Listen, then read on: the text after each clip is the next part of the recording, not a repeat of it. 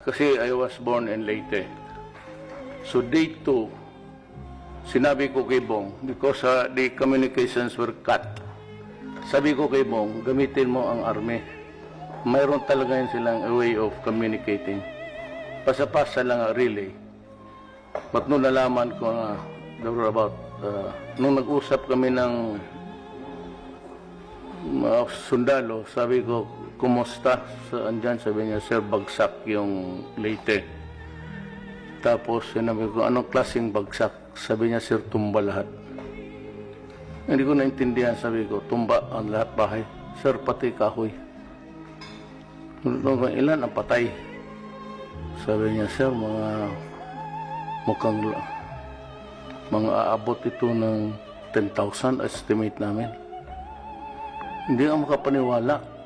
So that following, that evening, I mobilized the 911 of Davao City. Nag-assemble ako ng 10 doctors and nurses. And pinuno ko ng antibiotics, tetanus, all of the things that would be needed really of a victim in a calamity. They traveled, so nag-helicopter ako. But at yung sa Tacloban Bay, wala akong nakita isang rubber boat ng Navy. So, sabi ko sana, by this time mayroon na yan.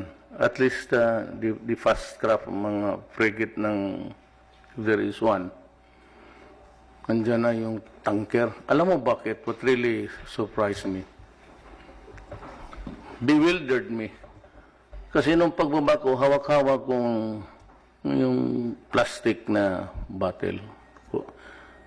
Sinalubong ako ng sundalo, sabi niya, Mayor, may tubig pa kayo. Alam ko na problema na. Kasi ano niyan, pagkain pati tubig, yung pagkain na hindi na nga niluluto. Yung diretso na from the can, masardinas ka o carne norte ka. And to think that about Ormoc was just a few kilometers. Hindi naman few, but almost like 80. And Maasin was doing all right. Bakit walang tulong dito? And after 2 days, nagpalit ako ng personnel. Sabi ko, they can only endure it 2 days. Ang baho eh. Pati walang tubig. So I was expecting that there was I'm not trying to condemn anybody.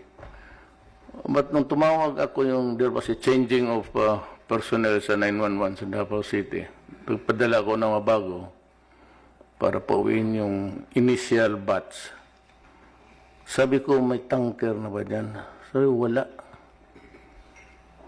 Bakit saan yung mga tanker na Cebu? Marami kang makuha. Well, anyway, I'm not condemning anybody, but sa General Halad lang, sir. You might want to take that into factor when you. Kasi dapat nakaposition yan sa nearest. Not really so near to be hit also, but by the typhoon or cyclone, if you may. Yun ang ano niya. So, the resources must be on deck, positioned nearby. If you can draw the path of the typhoon and deploy the assets of government.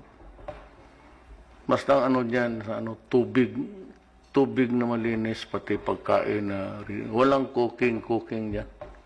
It's